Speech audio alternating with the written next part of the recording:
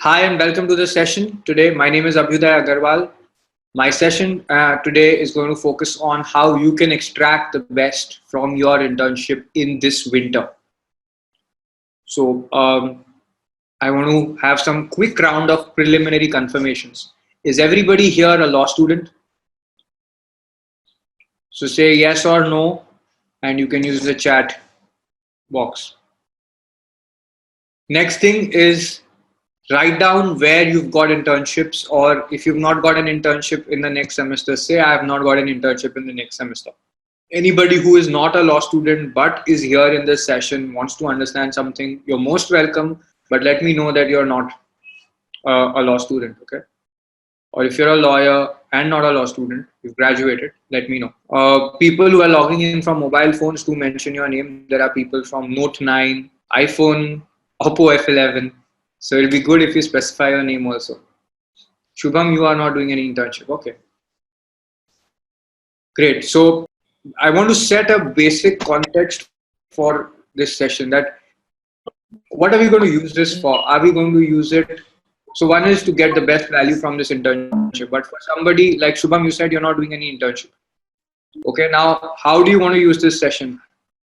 You want to find out an alternative that could enable you to learn as much? Do you want to consider that? Or are you saying you want to look for internships, but you don't have one? And the rest of you, please start sharing where you've got internships. If you've not got internships, say you've not got internships, okay? Quickly, we got to wrap this part up in 30 seconds so that we move to the next part. Okay, Manish, you got an internship. Share where if you can. Okay, so some of you have not got an internship, and it seems that you would like to get an internship if possible, or at least learn something this vacation which sort of substitutes for the internship. Tell me if I'm correct. Tell me if you have a different view from what, because I am trying to only guess. Ashlesha, Abdul, Shubham, you would prefer to do something that is like an internship or what? I'm asking you so that we can have a session that includes everyone and we can discuss relevant parts for everybody who is in this session. So for all those of you who've just joined or who've joined after 8 p.m., we are discussing how many of you are law students. If you're a law student, write yes. If you've got an internship, say got an internship and name the place. If you've not got an internship, say yes for law student, no, not got an internship, but want to learn or want to do an internship. Okay. Okay, I got it, Ashlesha. You and maybe some others here are from their early years in law school. First year, second year students are here. Very good. So maybe we need to have two agendas for this. One is how do you do exceedingly well in your internship, and the second is that if you don't have an internship, what could you do? Maybe you could get an internship still, or maybe you could do something else that gives you the results which are similar to an internship. Okay, Abdul don't know how to. So a lot of you who are law students are looking for internships, don't know how to approach. Okay, so irrespective of where you stand, now this vacation is an opportunity for you to use the internship to learn how to do real work. Now, there are various spaces you can participate in the internship from.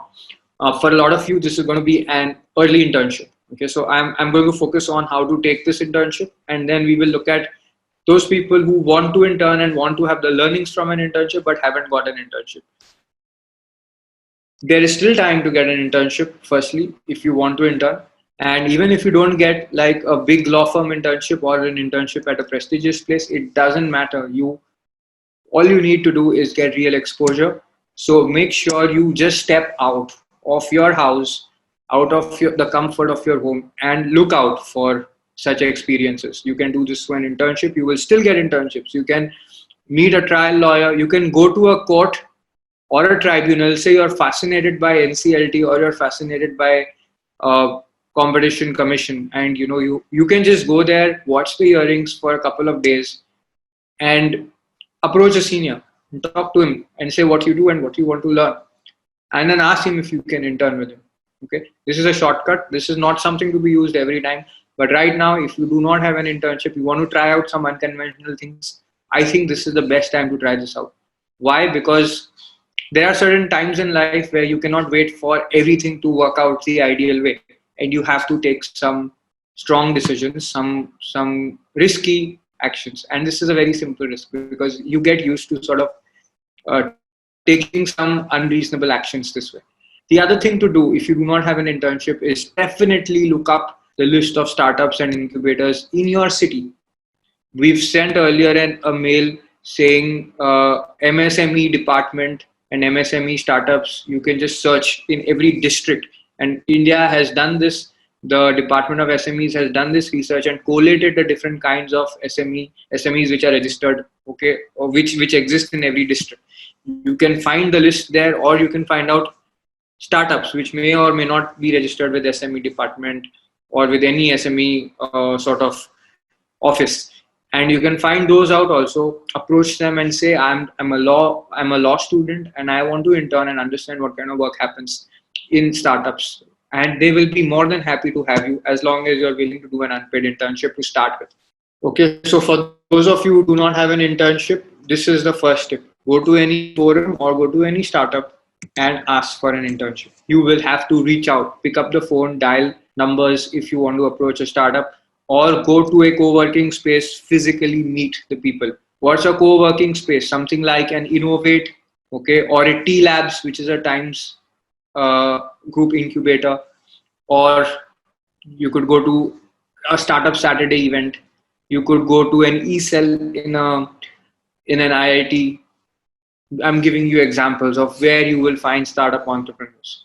Just spend time with them, spend time with people who are doing business, who are doing work.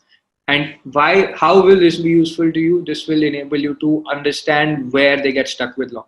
See, the first step for you in any of your upcoming internships is going to be to see how law actually is applicable to people who are doing work in society, whether they are doing business or if you are with an NGO, then what is the purpose they exist and where law is actually coming in the way. Like maybe if you're working with HRLN and they are doing some project on encounter killings or conversions, religious conversions of minorities or of different tribals, then that's the kind of stuff you will understand that okay, this is where law is interacting with people's needs or with daily activities, and this will enable you to have a very different approach to law, which is a problem solving approach. See, till date you've been studying what's right, what's wrong, how to interpret the law.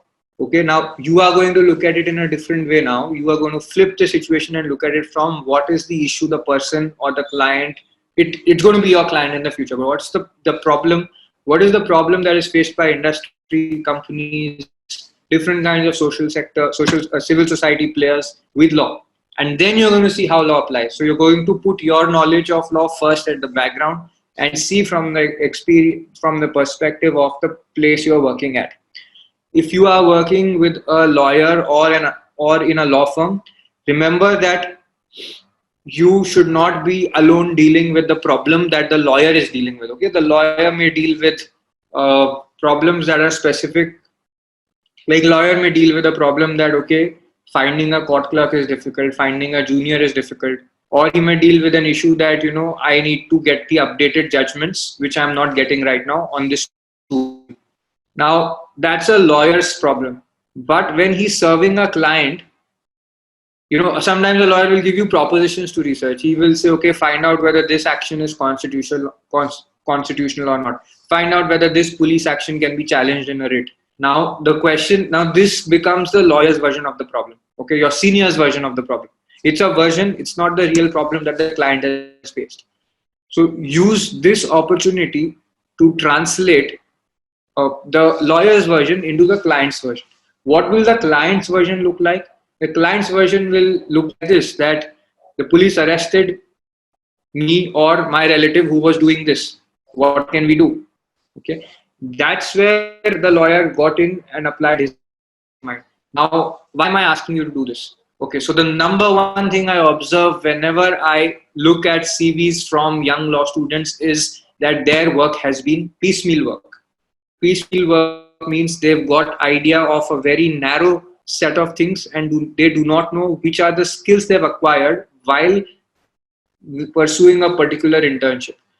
The disadvantage of this is that whatever work you do at that internship gets over with that internship, and you take away no skill which you can use in the next internship.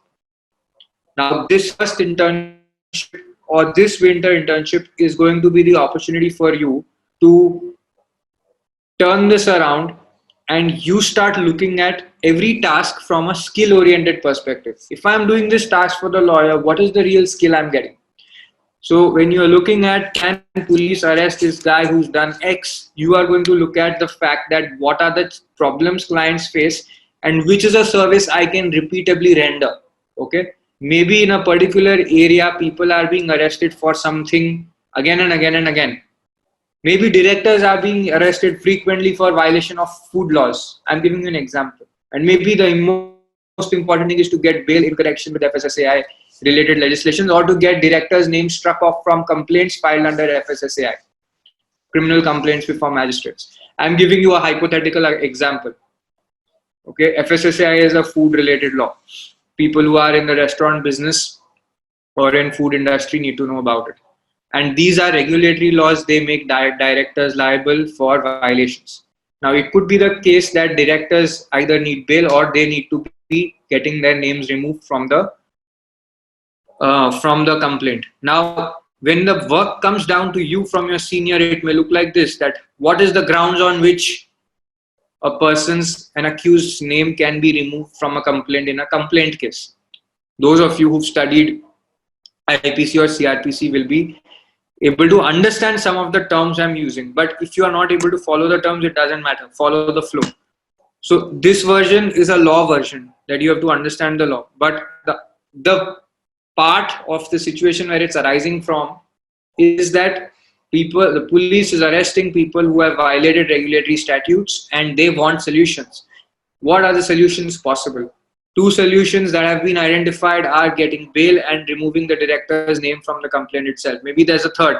Maybe there's a 482. You can file a section 482 petition with the High Court to quash the complaint itself. Maybe that's the third solution. Now, when you identify it like this, you are looking at a skill.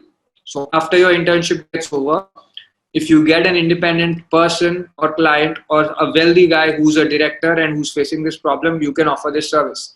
If you meet other senior who has a client who is facing this issue, you can offer to help him out. Understood? So this is the first thing, that anytime you get any task in your internship, you are going to look at what the takeaway is. What is the skill part? And you will not know this after performing the exercise, okay? You will know this when you get the work. So when you get the work, there are a few additional questions you can ask before you get started. You can ask in your firm or with your senior, you can ask, what is the problem the client faced? Is it possible if I can see the client's email? Have we done this kind of work earlier? Can you show me some of the mails or the templates or the petitions we drafted in an earlier case? Okay, you're going to ask these questions so that, see, people think that this is obvious, you should know it. They think that they have communicated it to you. When seniors brief you as an intern, they think they have communicated everything relevant to you in the 5 or 10 minutes that they brief you. But you will be surprised to know how much more is possible to be communicated, which they assume. And it is natural habit for a human being to assume that when I communicate, I'll assume that you've understood a certain amount of stuff that I'm already doing. And this happens regularly with me also. When I am speaking to a team member, giving them instructions to write something, write an email or write a chapter, I give them a topic, I give them a structure, I give them some pointers, and then I believe they would have understood the rest of my thought process. And this is what happens with your senior, will happen with your seniors all the time.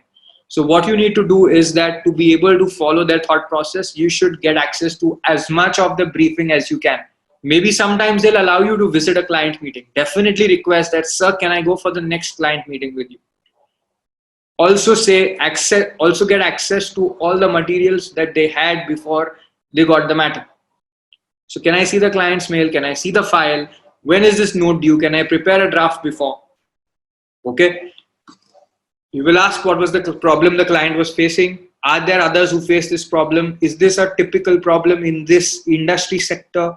Do we get a lot of work here in this chamber from these kind of clients or from such clients? Are you able to follow these questions? This is going to do one thing. Your specific work, which is going to be irrelevant for future, is going to convert into a skill. Because now when you start performing this task, you're going to look at it as a skill.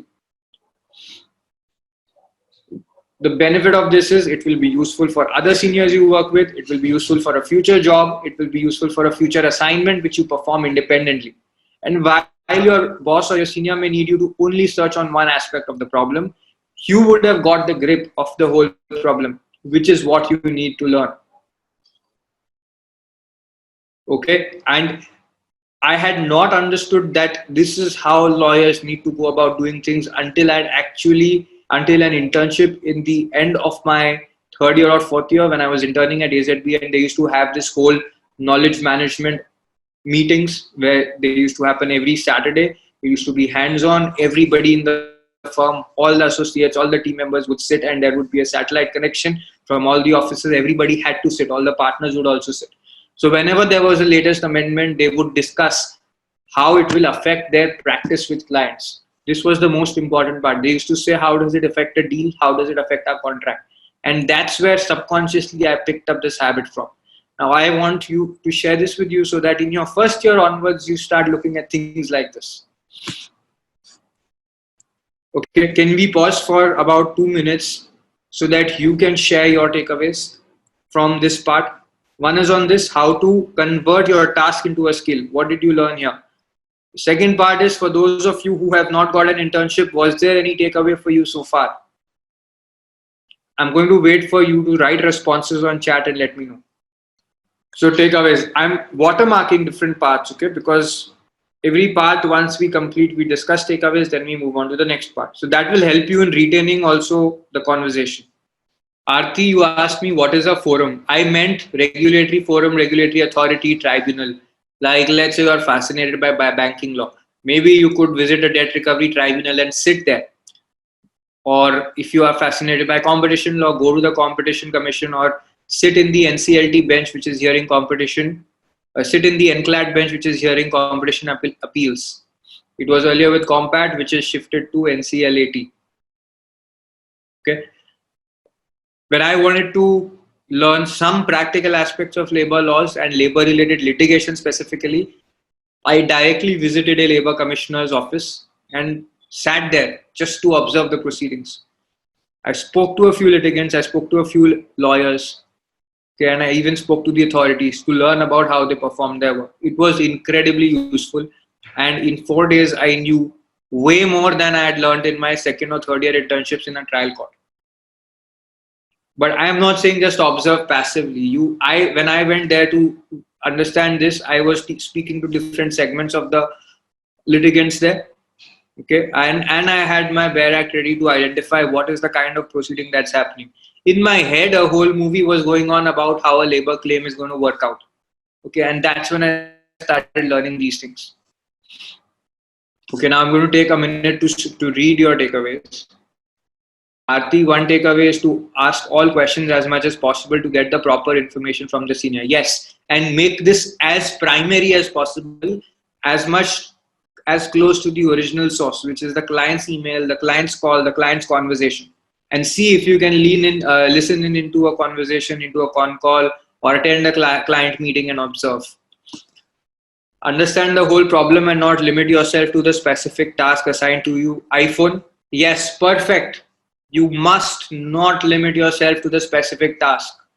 Okay, and there is this whole culture which is followed in some places where the senior will give you a briefing note. They will tell you to prepare a note and they'll tell you their observation of the situation, but it has no connection with the real problem the client has given to you.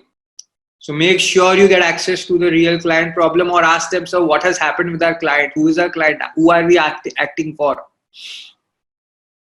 Okay. Shubham, yes, approaching internships as a working practitioner is important. Can somebody who's not got an internship speak about what about whether are there any takeaways for you to get your next for this 1 month. What are you going to do in this 1 month? Any takeaways so far? If yes, let me know. If no, let me know there are no takeaways. I'm going to move to the next section, which is how to ask for work. And then, yes, so I've heard a lot of students say that when they are working when they are at an internship, many of them are passive listeners. So they will sit, they will go wherever they are assigned to, and a lot of times they are just given files to read or they are asked to observe court proceedings. Now, at that time, if that happens for you, it is a big letdown. You may be very resigned and you may feel demotivated because you were kicked about this internship at one point in time, and now you realize that there is no importance given to you. If that happens, you need to have a strategy in place. What will you do? So, the simple mindset is this, that if you can reduce the work of your senior by even half an hour every day so that he gets to go home early by half an hour because you exist in that office, he's going to give you work. Okay.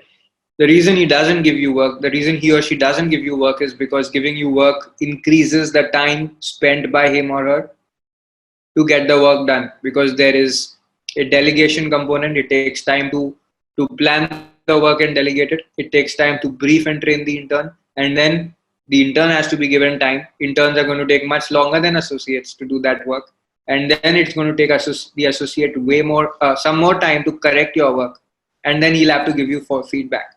So one task where the associate had to do the work himself now has become split into 4 or 5 smaller or maybe as big tasks.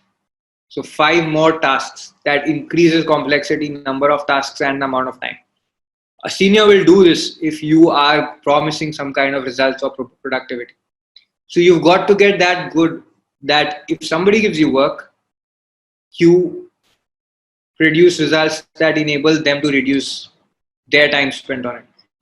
Imagine you're working for 8.5 hours, but your presence all you need to do is reduce your senior's work by half an hour per day instead of increasing it. Now, how are you going to ask for work then? Assume you are ready for this. Now, you are going to say to them that you have the skills required to do the work they need. For that, you're going to know what is the work they are doing. Now, there are a few ways to do this. You can ask them directly what is the work you do in the firm. But what the firm does is very publicly known. What kinds of transactions it works on is publicly known. So you should do that research online to find out what is the work they do. Now, if you search online, you will find general things like, okay, for example, Luthra is rated very high on, let's say, private equity. Okay. Now, you know that, but that is not enough for you to inspire an associate to give you work. You will have to say that, sir, I know that the firm does a lot of private equity work, and these are the things in private equity that I already know. So this means you'll have to independently learn about what private equity work is there that lawyers do. Whom do they act for? Do they act for investors? Do they act for companies or the investee companies? Whom? And what is the work in a private equity transaction that the lawyer does? You'll have to give them examples. Sir, I know these things. These are the drafts I've already worked on, or this is what I've read, and I can really improve, or I can really ease up your time. I can reduce the burden a little. Can you please give it a shot? You have to say like that. Okay. And imagine, if you're coming from a place where you want to contribute and reduce your senior's workload, will you feel a hesitation in talking to them? Will you feel that you are trying to push them, or you're trying to be forceful, or will you just feel powerful and in a sense you'll have a sense of ease, and it's more likely also that you will succeed in persuading your senior because they're going to trust the intent from which you're coming. You need to back it up with results, because if you promise this and don't follow it up with results, they're not going to give you work next time. But it's okay, like at least one shot you're going to give it, right? But my question is, would it make it easier for you to approach the senior? It's a question. I look forward to your answers. Please think and answer. In the meanwhile, I'm going to look at Shubham's question: how to observe a court proceeding and what to look for while attending one. In a lot of court proceedings, you will not even realize when the matter has come up, something has been decided by the judge, and a next date is given out. So those are the points you have to freeze in and ask others that what happened in it. Okay, and you have to start by seeing the cause list and the structure. Like if this is the cause list before this court, then you see, okay, now how for each matter you have to understand what is the jurisdiction the court is exercising. Is it an appeal state or is it a original side work? If it's appeal side work, is this an application for stay or is it the full blown hearing? In the full blown hearing, what is the stage of the matter that this case is at? Is the appellant presenting his arguments? Is the respondent presenting his arguments? Or is it a revision application? What is it? What are the previous stages that are already over? What is the list of daily orders that was passed? When were the previous hearings and what were the orders that were passed in this case? What are the next stages that are going to happen? So you can study an individual case like this, or you can have a broader approach that, okay, these are the 10 stages that any case before this forum will go through in its appellate stage or in its revisional stage. And then depending on all the matters that keep coming up, you try and slot them. Okay, today this matter came in the admission stage for revision. These 5 matters were dismissed. This matter got admitted. And I heard the hearing of another matter which was admitted by the judge in the revision stage. Why I'm mixing up matters is because that's how a real court proceeding works. In the court of a judge, there are multiple matters listed on a particular date, each matter being in a different stage of hearing. So you might hear some in the admission stage where they're rejected, some will be in final argument stage, some will be in evidence stage. So you track each one like that, and that's how you observe the court proceedings. Where you see the evidence stage going on, you immediately try to understand how are they leading this evidence, what are the processes they are following, look for it, see how they are proving documents, see whether the Commercial Courts Act, which has certain amendments on how documentary evidence is to be proven, see whether that was followed. Okay, ask these questions. You can ask these questions even to some of the people, the clients who are there or the lawyers who are there. Okay, that will depend. If you're asking the question about what is the problem faced, you may ask a litigant directly. If you're asking a question on law, you may ask one of the appearing counsels. Now, here's how to go up to a counsel or a lawyer and ask a question. You have to say, sir, I'm a student. I'm observing the court proceedings. I'm a law student. I'm really interested in criminal law. What I saw in this matter was this happened, but something is not fitting in here. According to me, this was the provision that was applicable, but how did the judge just suddenly give a date? Did a hearing happen or what happened? If you say this much, the senior will take out 5-10 seconds to explain it to you. After that, you can say thank you. You can ask him about his name, his practice, where his chamber is, and move out. You can maybe take his number or email ID also to say that we'll stay in touch. Maybe I'll add you on my LinkedIn. Okay, and this is how you can learn these gaps, because you will find out there are many things you don't understand, but you cannot afford to be quietly observing alone, because then there will be many gaps that will remain in what you observed. You need to fill those gaps quickly by asking these questions to people who are available inside in the courtroom or outside the courtroom. Okay, so make sure you make those efforts. And this is also what will make you build some relationships. Shubham, did you follow this? Person from iPhone, no, I will have no hesitation as I'm actually reducing his work. Okay, good. Can you tell me from where to learn, say, about private equity from? Good question. Person who's using the iPhone. So I see there are many ways to learn it. Now, what I was pointing to is that if you just see a news site like Bar and Bench or Legally India, they will tell you that these firms do private equity deals. They'll give you the rankings also of all the firms. But to learn how these transactions work, you will have to start figuring out how to do this. And books in India or Indian law do not deal with these things most of the times. So you will have to either buy a foreign book or take up a course. Now, here's the deal. If you buy a book which is published by a foreign publisher, it will cost you at least 4, 5, 6,000 for one subject. Private equity alone will cost you that much. And a book on private equity will cost you 4,000 or 5,000. And if you learn, let's say, shareholders agreement separately, a book on that will cost you 3,000, 4,000 again separately. So you want to do it through books or you want to take up a course, that's totally up to you. Like a LawSikho course will actually enable you to draft these things, give you great study materials, and you will get coaching from various evaluators who are there in the course, and practitioners will teach you. But how you decide to do it is totally up to you. I have found Googling to not be sufficient. I've tried this out a lot in fourth year, fifth year when I was studying back in 2010 and 2011. My seniors had told me use ping newspapers, use common sense. I'd read so many books on business law, on business related deals, actually, not business laws, but business related deals. So I was very inspired about the subject, but the learning part didn't happen until I actually started working in a law firm and started understanding things for myself. That's when I got a first taste of it. And then I realized that for us to prepare a learning that law students can use, it's going to take a lot of time and energy and resources, which is when we move full time onto it. Okay, but how you choose to do it is up to you. But I hope you got a sense. So we've completed the second part, which is how to ask for work. Now, the third part is how and when to obtain feedback.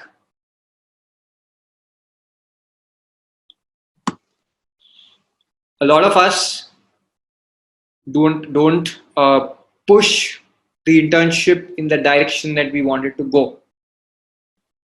So we get a great internship. It's good for us to show off in college. But when we go there, we tend to sort of drift in the wind. Now, you don't want to do that. You want to ask for work, and then you want to keep asking for feedback. Now, there is one kind of feedback. So one is that people don't ask for feedback at all. That's not a good idea. You should be frequently asking for feedback. After every assignment, every 2 or 3 days, you should ask for feedback. And you know what? You should ask for feedback, not just on your deliverable. Ask for feedback on, how is this speed? Am I being able to understand things?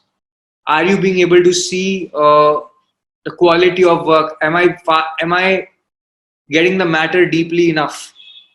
Okay, these are some of the subtle parts which you want feedback on, because this is how you can really improve. It's not just about did your document, was it up to the required standards? There are many other soft parts of how your brain and thinking work that you want feedback on from an associate who observes you. For example, if I see an intern or a junior work with me, I can see when they are trying to take up a lot of work and leaving everything incomplete, but taking a lot more work, so that they can tell themselves that I've taken a lot of work and I'm doing a lot of work, but they're not shipping out anything. Okay, a lot of these habits are there in us inadvertently, which we use.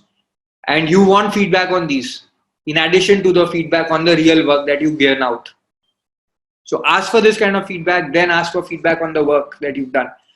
One thing that you can do to reduce the burden of your senior is, instead of depending on their feedback alone, like instead of just asking them to give you personal feedback, also ask them, can you share what was sent out to the client? I just want to compare my version and what you sent out to the client. There you will see the scope of work that they had to put in to fix your work. And sometimes you think that, if they've used a para or two from your work, it's great. It's great if they used a couple of paras from your work in their work. That's a good thing to encourage you. But remember that all the rest that they added, it takes a lot of effort to restructure someone else's work. And if they did that, then you want to know that how can I bridge this gap? And this always your senior will not be able to tell you. Some things they will tell you, but some things are up to you to figure out. That how can I bridge this gap? My senior had to completely overhaul things. And for a lot of things, you will say he just has more experience. But the point is not that. No, you cannot get away and resort to things that he has a lot more experience. You want to know how can you do the same. Okay, how can you get that experience without doing the deals?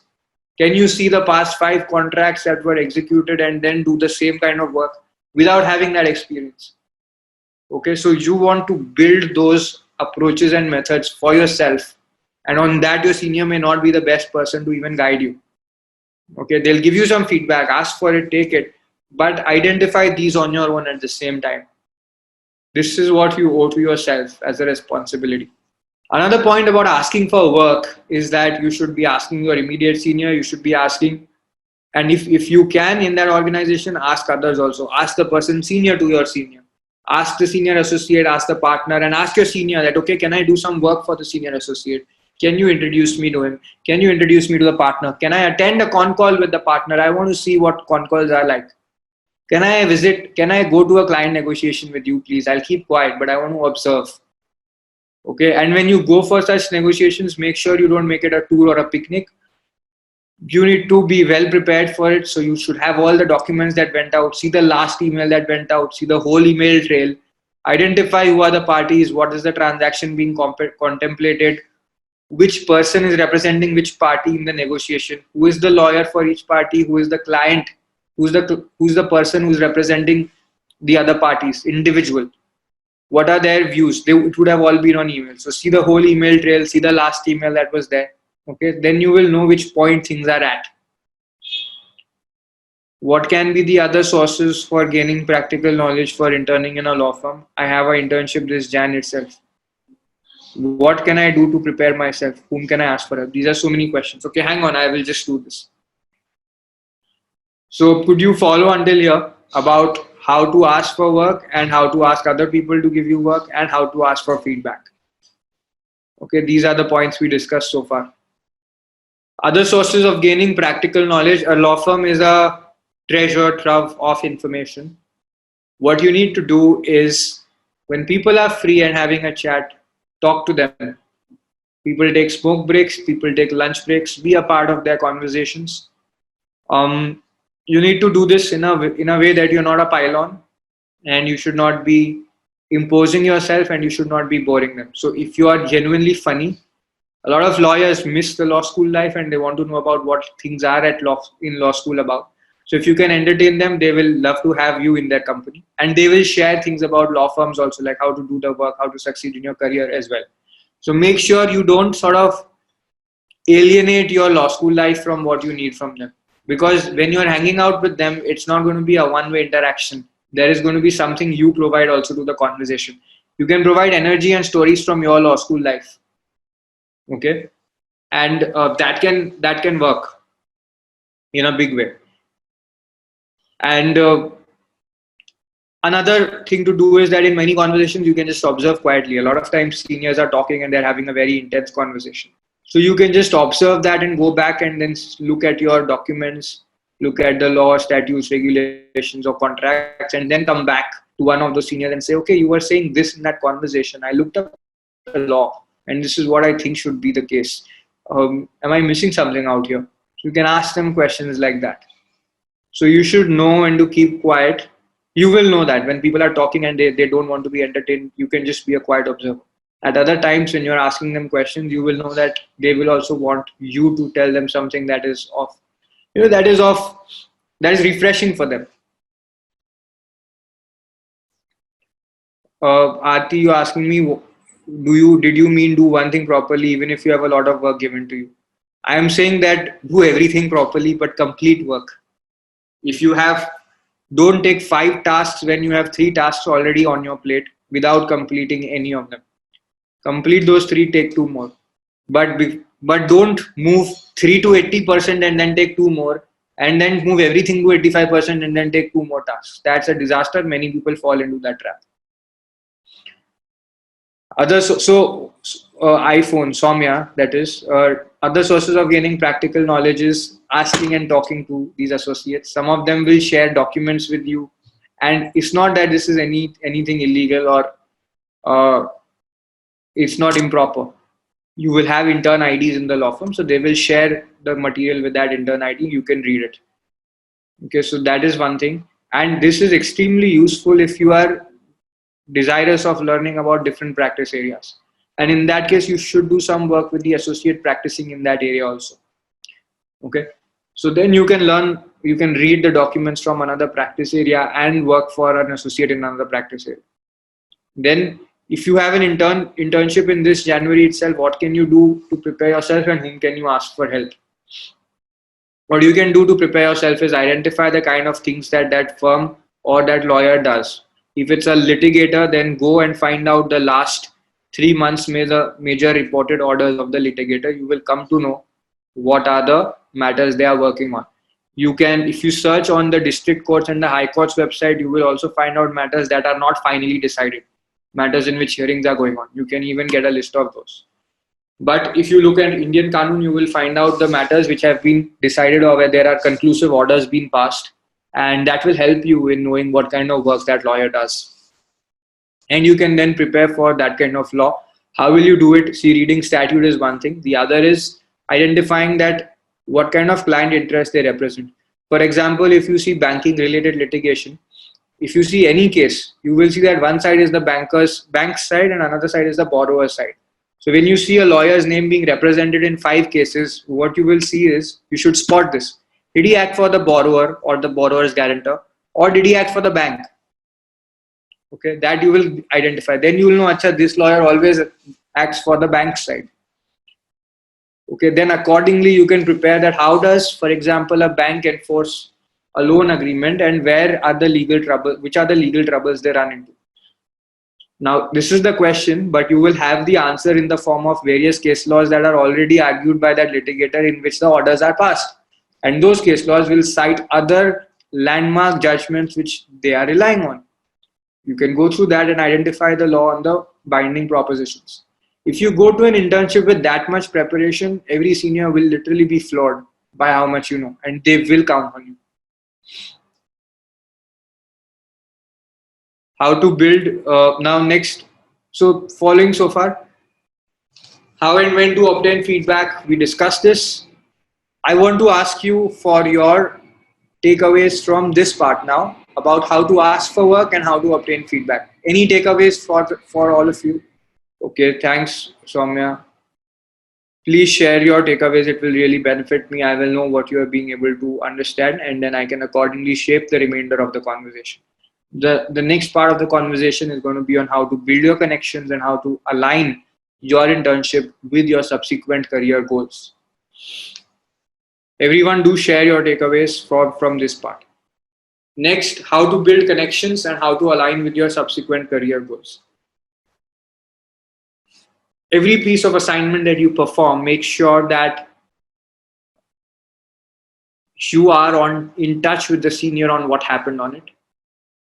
Okay, and second is that there are these 2-3 things I said, right? You ask for feedback, you ask other seniors in other practice areas for work, you ask the senior associate, or you ask your senior to introduce you to the senior associate for work, you sit in a client meeting. Now all these are basically for places or scenarios where you're exposed to other people, get to know what they do. And it's not that you have to immediately build a connection then and there.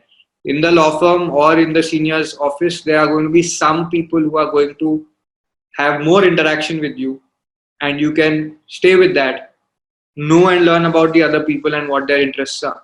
Okay, and you can make connections even by following up later with them, by having the contact details and later following up on that with something that's of interest. For example, you may work in a law firm and you may hear a conversation about a pipes transaction which is being spoken about by a senior associate or a principal associate, and you are working for an associate in his team, and that associate may have given you some due diligence work.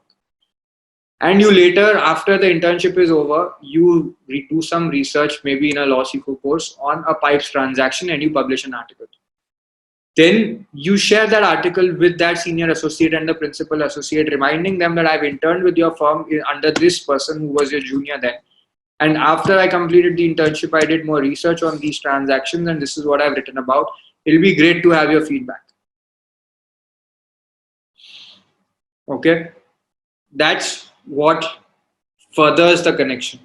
So it's not just the initial getting to know their name and getting their number. That's not the relationship. That's just getting a foot in the door. But building the relationship requires a further exchange of things, like you provide value, you share updates.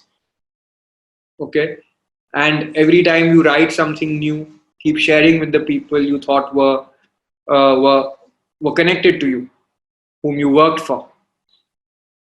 And once in a while, you can always also dial them and ask them for new things to know regarding business transactions. Okay, you will pick up the vibe as to what you need to talk to them about. You can call once a month, and you can ask them. You can ask your seniors, okay, can you please be my mentor for the next 3 months or for the next 6 months. And as a mentor, I would just give you a call once every month to understand a few things and take your inputs. The call won't last more than 15 or 20 minutes. It'll be great if we can do this. So now if you do this, this sort of sets the tone for getting in touch with them every month, and they will not refuse it.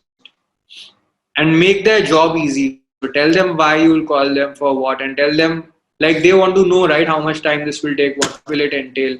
So just cap it. Say that only 15-20 minutes, that's all. So it's easy for them to then decide, can I take out these 15-20 minutes once a month at my convenience? Sure. Even the busiest of associates won't mind it. Do it. Okay. So you use these methods to build connections. You can also ask them to be introduced to people at other firms. If somebody really likes your work, you can say that, okay, I'm thinking where I should intern next. Do you have any ideas? I was thinking of interning at a law firm which does this work, or at a public advocacy organization. Do you know any? And they just introduce you with a friend. If they do that, write an sorry, the connection lapsed. So do some research about the organization, contact that person, and then have a chat. So that is how you expand your connections. Basically, you can ask the friend of your senior, and in this way expand your network one person at a time. Okay, and stay in touch after the internship is over with these people you've met. Then how to align this internship with your subsequent career goals. On this, I want you to share your next internship and your career goals. Sometimes you will find out that these are not aligned.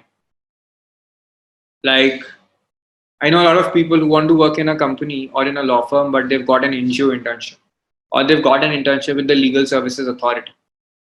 Now, this kind of a gap is very difficult to align. But yeah, if you've got no internship in your first year and you decide to work in a startup, that very closely relates to, let's say, what a law firm would expect of you, because you will identify similar problems and skills, but on a smaller scale. That's it. But if you work in an NGO and you want to, let's say, learn about public interest litigation, then it's aligned. You work at NALSA, or National Legal Services Authority, then you want to learn about, you want to intern, then you will have to think and align. Okay. So some cases are very difficult to align, but there will be some situations where you can align. Now, what are the other examples that you can have?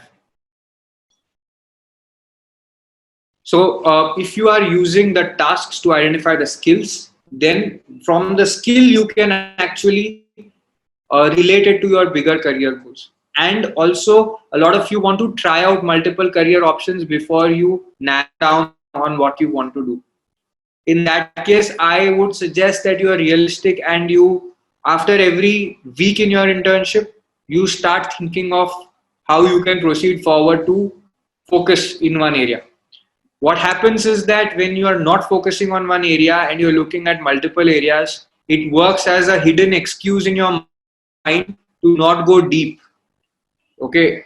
And that makes you be in a state of no movement, but you delude yourself and you say that, no, I'm just exploring. I just want one more internship before I figure out. So you don't want to do that.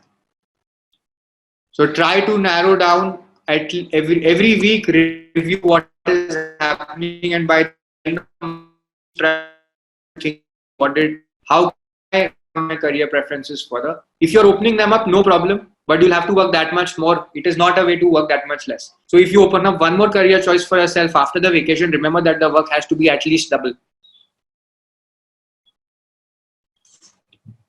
Okay. And the other thing you want to identify is that what will you do between the two internships? Are you going to be learning or getting exposure to practical stuff or real life only in every vacation?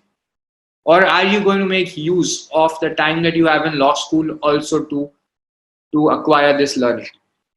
If you are learning from vacation to vacation, that is an optimal strategy. Instead, if you have a way to continue that learning from the internship to the next internship through college, then that's going to take you somewhere very different from everybody else. So what are the things you can do? One is, if you build your relationship with those associates, with your seniors, you can help them in writing books. You can ask for a stipend if you've done substantial work. Maybe you can write for free for a month. After 2-3 chapters are over, you can say that for the remaining chapters, sir, you can ask the firm for part-time work. This is especially true if you can actually physically visit the firm's offices. If you're working with individual practitioners, especially if they are young, they will be willing to accommodate even if you work from home. But you need to work every day for at least a good 5-6 hours and do really high quality work in that time. You can't do some basic crappy work, okay? So if you've developed that level of skill set, then you can continue your association like that with a senior, with a litigator. So with a litigator also you can do this, with a law firm also you can do this. If there are any other career options you want to think of, please share so that we can see what are the possible ways to benefit from your internships. But yes, after you complete your internship, you need to ensure that you are not living or you're not learning from one internship to another, but you're learning throughout the law school journey. That is the most important thing. You don't want to go back to your isolated microcosm, which is the law school alone. You want to be connected to the real world. Okay, this 5-year period is the most important. Okay, Ashlesha, so if you are working, you want to intern in an organization, or you want to pursue a career in cyber laws. Is that what you're saying, Ashlesha? Or are you saying that you want to intern in this area? For cyber laws, you can intern in an exclusively technology-based law firm like Technology Law Firm, or you can intern in a technology practice of a full-service law firm, or you can intern in a technology company, something like a Paytm, okay, where you're working in-house. All these models are there. Okay. You can also try and approach one of the litigators who do a lot of technology-related litigation. Like you have Varun Sethi doing a lot of cryptocurrency-related work. You can even try, there's this YouTube channel called Crypto Kanun, and there are other similar channels that exist. Now you can try reaching out to them and say, okay, I want to come and intern here and learn more about the law here and create videos or create content. You can try out these experiments, okay? But these are off the beaten path and you've got to try these out. I'm telling you that the rewards are going to be disproportionately high. And in the first year, you can do all these things. You don't have the pressure that I need a job tomorrow. But what happens is that in the first, if you want to try out something in cyber laws and you are in first year, everyone will say do an NGO internship, do a trial court internship. It will not have any connection with your cyber law work. At least intern with a cyber litigator, if nothing else. So, or intern with a technology startup, a new technology startup. Say I'm a law student and I want to help you with all the legal work. Okay, there are 10 or 15 things you can do for a startup for which they can engage any law student. We teach those things in the Diploma in Entrepreneurship, Administration and Business Laws course, or it's the Diploma in Business Laws for in-house counsels. That's the course that is there. So those things, if you learn, you can serve any startup. And of course, the Diploma in Contract Drafting is another one which you can use to draft contracts for a startup. Now, the top tasks that you can perform for a startup are covered there. Now, if you do these things, these are experimental off the conventional path, but highly useful for your future career. Now, that's what I mean when I say keep it aligned to your career goals. In your first year, if you do this, in your second year, you can do something else, which is again aligned to that cyber law goal, so that you don't go scattered. If you need to get an experience of a court, you can do it with a litigator who has a cyber litigation practice, right? So these are some of the ideas I wanted to share with you. I'm going to ask you for feedback now. Please share any insights you've got from this part of the session on building connections and aligning your internship with your subsequent career goals. quickly, okay? We're going to wrap it up in 2 minutes. So I'm looking forward to your feedback on these parts or the entire session, whatever you feel. Let me know what your learnings are. How can you use this? And rate this session out of 10. So give me a specific learning that this is my learning from this session, and also rate this session out of 10. Everybody quickly do this and then we log off. So I was, and suggest a session you would want next week. I was thinking, since it's New Year time and we are all making new resolutions and a lot of you have winter internships lined up, I had thought that let's take up on the winter internships. Now what should we do next week? You can let me know. Okay, Saurabh, I got it. Thank you. Shubham, got it. iPhone, how to already know what your future goals are. Some exploration is necessary. Damn good. We'll do this. Okay. How to identify your career interest. Aarti, you asking when will your sessions? 1 second. I'm taking a photo of this. It will get downloaded, but I still want a photo. I share it with my team so that they upload this. Aarti, which course you want this on YouTube or inside a course? Can you please let us know, Aarti, you want this on YouTube or inside the course? Because they've put it in the course. Okay, thank you everybody. You can't see in the course. Okay, Aarti, send me a WhatsApp. No, I will just get this fixed. My team said that this has been done. I don't know why this problem is there. So I'll specifically follow up on this then. All right, thank you everybody. Next week, let's connect again and we'll do on this topic, how to identify the career interest for yourself. Okay, we'll have a discussion on this. Thank you. Take care. Cheers. Have a great New Year and post-Christmas week. Bye.